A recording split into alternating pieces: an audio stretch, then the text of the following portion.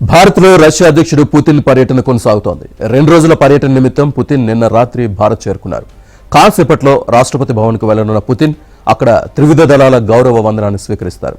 ఆ తర్వాత రాజ్ఘాట్కు చేరుకుని మహాత్మా గాంధీకి నివాళులర్పిస్తారు. ఆ తర్వాత హైదరాబాద్ హౌస్లో మొదలయ్యే ఇండియా రష్యా 23వ వార్షిక శిఖరాగ్ర సమావేశంలో పుతిన్ మోదీ పాల్గొననున్నారు.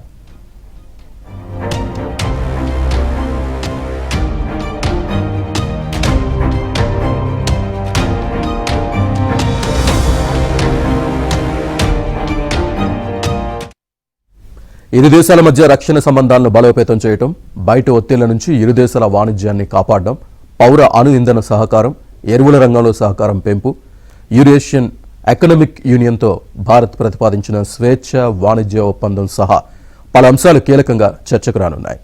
రష్యా నుంచి భారత్ పెద్ద ఎత్తున ముడి చమురును కొనుగోలు చేస్తున్న నేపథ్యంలో భారీగా పెరిగిపోతున్న వాణిజ్య లోటు గురించి భారత్ ఈ భేటీలో ప్రధానంగా ప్రస్తావించే అవకాశం ఉంది.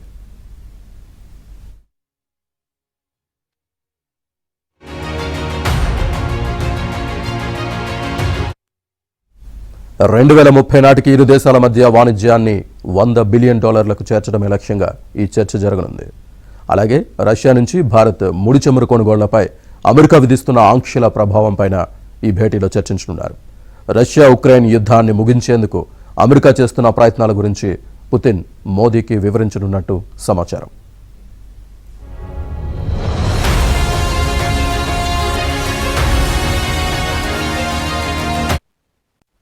శిఖరాగ్ర సమావేశం ముగిశాక మధ్యాహ్నం పుతిన్ మోదీ సంయుక్త ప్రకటన విడుదల చేస్తారు. అనంతరం రష్యా ప్రభుత్వ రంగ సంస్థకు చెందిన భారత ఛానల్ను పుతిన్ ప్రారంభిస్తారు. సాయంత్రం 7 గంటలకు రాష్ట్రపతి భవన్కు బయలుదేరి వెళ్లి ప్రెసిడెంట్ ద్రౌపది ముర్ము ఇచ్చే విందుకు హాజరై రాత్రి 9 గంటలకు మాస్కోకు తిరుగు ప్రయాణమవుతారు.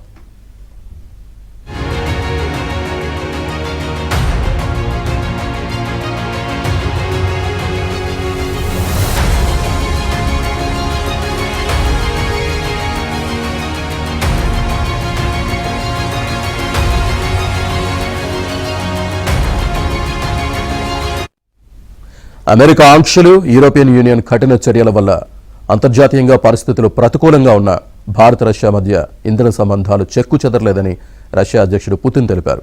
ఈ విశ్వాసం ఇలాగే బలంగా సుదీర్ఘకాలం కొనసాగుతుందని పేర్కొన్నారు. రష్యా నుంచి భారత్ చమురు కొనుగోళ్లను ప్రభావితం చేయాలని కొందరు చేస్తున్న ప్రయత్నాలు పూర్తిగా రాజకీయ దురుద్దేశాలతో కూడుకున్నవని, వాస్తవ పరిస్థితులకు విరుద్ధంగా ఉన్నాయని విమర్శించారు. చాలా కాలం క్రితమే రష్యా చమురు కంపెనీ రోజ్నెఫ్ట్ భారత్లోని నయారా ఎనర్జీలో వాటాలు కొనుగోలు చేసిందని, ఆ పెట్టుబడి 2 దేశాల మధ్య విశ్వాసానికి ప్రతీకగా నిలుస్తోందని పేర్కొన్నారు. Знаете, есть одно общее правило, которое мое правило. Я стараюсь, оно известно. Я стараюсь делать то, что считаю не просто необходимым, а то, чего я не имею права не делать.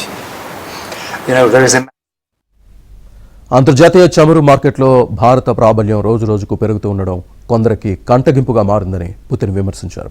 అందుకే వారు రాజకీయ కారణాలతో కృత్రిమ అవాంతరాలను సృష్టించి భారత ప్రాధాన్యాన్ని తగ్గించే ప్రయత్నం చేస్తున్నారని అన్నారు. అంతర్జాతీయంగా ఎన్ని ఒత్తిళ్లున్నా మోదీతో తనకున్న సాన్నిహిత్యం భారత్ రష్యా మధ్య సంబంధాలు స్థిరంగా కొనసాగేందుకు ఉపయోగపడుతుందని పేర్కొన్నారు. దేశమే శ్వాసగా ప్రాణంగా భావిస్తున్న ప్రధానిగా నరేంద్ర మోదీ ఉండడం భారతదేశ అదృష్టమని పుతిన్ అన్నారు. భారతదేశ అభివృద్ధి కోసం మోదీ అవిశ్రాంతంగా కృషి చేస్తున్నారని కొనియాడారు.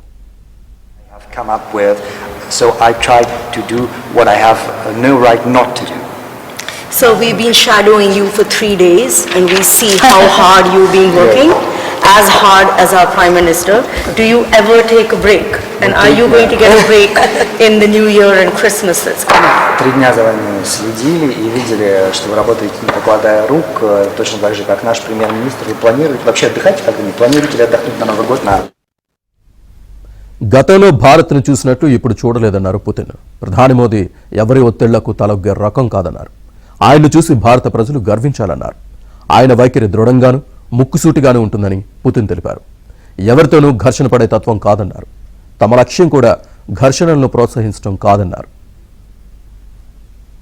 Я стараюсь делать то, что считаю не просто необходимым, а то, чего я не имею права не делать. there is a maxim I try to stick to. Well, this maxim is well known. ప్రపంచంలోని అత్యంత శక్తివంతమైన నాయకుల్లో రష్యా అధ్యక్షుడు పుతిన్ ఒకరు. పుతిన్ పాలనా పగ్గాలు చేపట్టిన నుంచి పలు దేశాల్లో అనేక మంది పాలకులు మారారు, కానీ ఆయన మాత్రం మారలేదు. 1999లో తొలిసారి రష్యా పాలనా పగ్గాలు చేపట్టిన పుతిన్ గత 25 ఏళ్లుగా ఆ దేశ ప్రధానిగా అధ్యక్షుడిగా కొనసాగుతూనే ఉన్నారు. ఈ కాలంలో అమెరికాలో 5 అధ్యక్షులు మారారు. భారత్ 3 ప్రధానులు చూసింది. పుతిన్ తప్ప మరో అధ్యక్షుడి పేరు తెలియని యువ ఓటర్లు రష్యాలో చాలా మందే ఉన్నారంటే అతిశయోక్తి కాదు.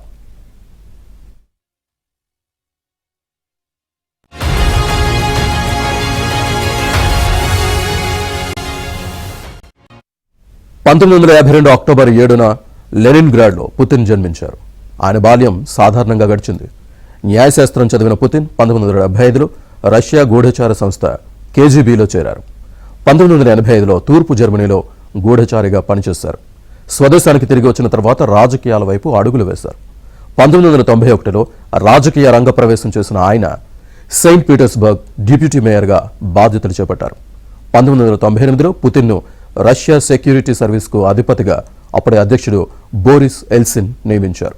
1999లో అప్పటి ప్రధానమంత్రిని తొలగించిన బోరిస్ 46 ఏళ్ల పుతిన్ను ఆ స్థానానికి ఎంపిక చేశారు.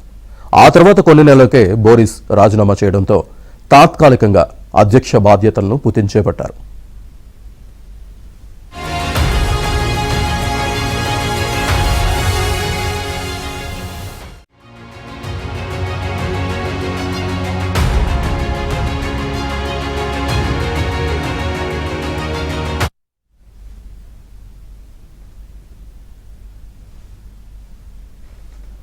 రష్యా నుంచి అత్యాధునికమైన క్షిపణి రక్షణ వ్యవస్థ S-500ను కొనుగోలు చేయడానికి భారత్ ప్రయత్నించాలని రష్యాలోని భారత సంతతి ఎమ్మెల్యే అభయ్ సింగ్ సూచించారు. S-500 వ్యవస్థను రష్యా ఇప్పటివరకు ఎవరికీ ఇవ్వలేదని, దాన్ని పొందితే భారత్కు ఎంతో ప్రయోజనకరంగా ఉంటుందని పేర్కొన్నారు.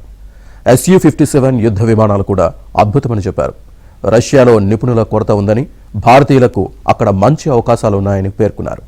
పుతిన్ భారత్ పర్యటన నేపథ్యంలో రష్యాలో భారత సంతతి ఎమ్మెల్యే ఈ ప్రకటన చేయడంతో ఆయన ఎవరైనా దానిపై ఆసక్తి నెలకొంది.